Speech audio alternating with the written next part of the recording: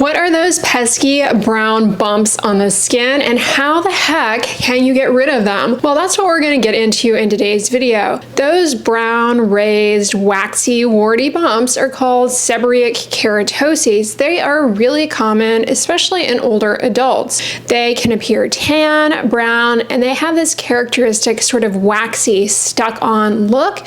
They can look very similar to a wart, have sort of a rough overlying texture. Sometimes they can appear within what previously was like a sunspot. Some people refer to these as liver spots, although they also refer to sunspots as liver spots. So sometimes people mean different things when they say liver spots. Anyway, why the heck do these form? Truthfully, we don't know, but the good news is they're not dangerous to your health. They don't turn into cancer. So breathe a big sigh of relief. 90% of adults over the age of 60 will have one or more seborrheic keratosis. They also tend to start appearing in your 30s and 40s. Very, very uncommon to have a seborrheic keratosis before the age of 20. Once you start making them, there is a good chance that as you get older, you will make more of them. They can increase in size. While they are not harmful or dangerous, they can easily become irritated, especially if they are in areas of skin friction or like on the neck, for example, where maybe a necklace or a necktie rubs. They can get very irritated. Sometimes they can bleed and just be uncomfortable. Similarly, many people develop eruptions of these in the skin folds, under the breasts, in the abdominal folds, under the arms, and it's thought that friction is a contributing factor to bringing them out in those particular locations. While we don't know what causes them, they have been known to erupt out of the blue after a really bad sunburn or any type of extensive dermatitis. They also have been known to erupt in patients taking certain medications, especially chemotherapy. Vemurafenib, dabrafenib are known to be associated with eruptions of seborrheic keratoses, as is the biologic medication, as they're called, adalimumab or Humira. And I have seen a handful of cases of eruptions of seborrheic keratoses or existing seborrheic keratoses becoming sort of very inflamed and irritated in patients who are getting 5-fluorouracil. Now, because they are not harmful, they don't necessitate any treatment. So if you're wondering, must these be treated? The answer is no, but they bother a lot of people cosmetically. And as I said, they can become irritated and then become uncomfortable, in which case you may lean more heavily towards treating them. So what treatment options are available to get rid of these little bumps? Well, there are many options, many different treatments that your dermatologist can perform. But what you need to understand is that the treatments that we can offer to take away these bumps will not prevent you from getting more of them in the future. So one easy go-to treatment that most dermatologists can offer you is something called cryotherapy. Using liquid nitrogen, you can destroy a seborrheic keratoses because basically the liquid nitrogen creates little ice crystals in the cells that make up the seborrheic keratosis, cause them to break apart, and the bump to eventually go away. Now, the advantages of using liquid nitrogen to treat seborrheic keratoses is that it's very inexpensive. All dermatologists pretty much have it, so it is readily available. Plus, we use it to treat a variety of other little bumps.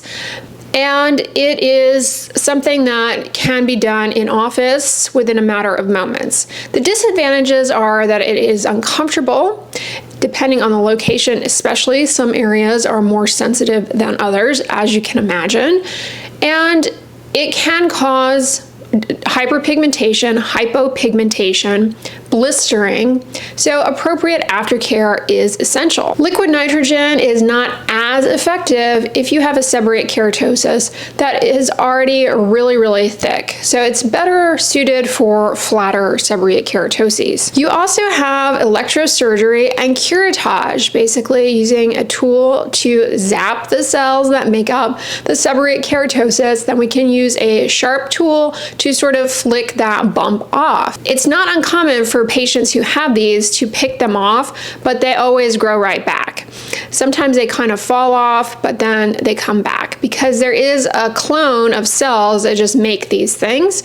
So they have that clone of cells has to be destroyed in order for the bump not to come back. But again, destroying that particular bump does not prevent you from getting more seborrheic keratoses at other body sites. And as I said at the beginning of the video, in your older years, especially if you're already making these, the chances of you making more of them, it increases. There are a variety of different ablative lasers that can also destroy seborrheic keratoses. It may be more costly to pursue something like that, but that certainly is an option.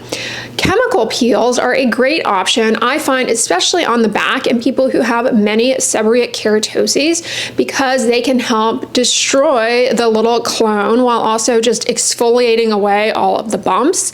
Trichloroacetic acid is a very inexpensive reagent that we use widely in dermatology to destroy things like seborrheic keratoses and sebaceous hyperplasia, those little yellow bumps that pop up also as you get older. Anyway, I digress. So that is certainly an option. And then depending on the location, they can just be shaved off. When I say shaved off, I'm not talking about a razor that you shave your face with and gliding it just on the surface of the skin. But when we do a shave removal of something, we take a razor blade, we numb the bump completely, and then we don't just shave it flat.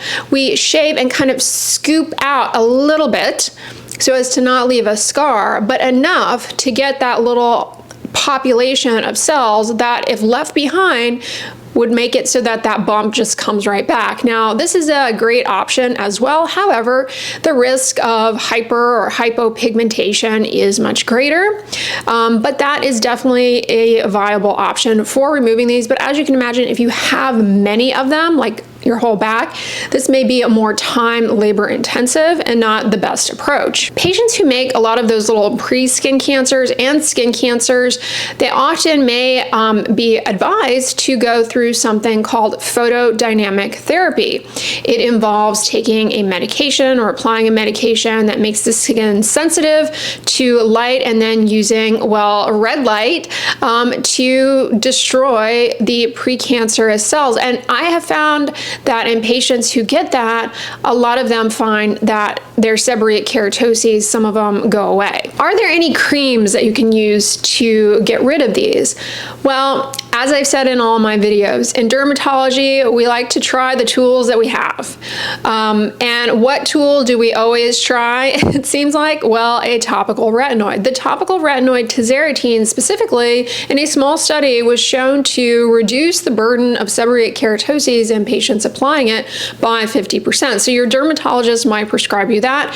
If you are already using a topical retinoid like tretinoin, adapalene, you might give it a try. No promises, no guarantees it's going to work, but topical retinoids can be effective. At any rate, they can be helpful for softening them and helping to flatten them out. Speaking of topical things that you can get at the store to use on the skin that will soften and flatten them out, but won't necessarily take them away, you could try ammonium lactate. Specifically, that is found in amlactin, but that's not the only product out there that has ammonium lactate, which is basically lactic acid. And ammonium lactate in amlactin is at a keratolytic strength, meaning it will help get in there and sort of break up some of that excess skin cell debris, if you will, to soften and flatten. And this actually can be very helpful if you use this in advance of going into your dermatologist to get treatments, because it basically preps them for perhaps better responsiveness to the treatments that might be offered to you.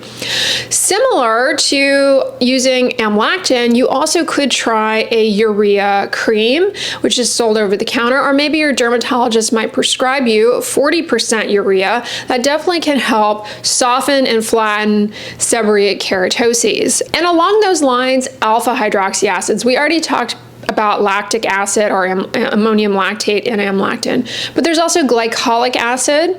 It may be effective as well at softening and flattening these. Don't expect any of these moisturizers, creams, however, to take them away. They can help, however, in softening and flattening them out and perhaps making them more amenable to the treatments that we offer in clinic. Probably 6 years ago already, my gosh, I did a video on on different bumps, and I talked about seborrheic keratoses, and I think in that video I mentioned a prescription treatment called Escada, which is essentially a super physiologic strength of peroxide that, because peroxide is very destructive to skin cells, basically was something that could be applied to destroy.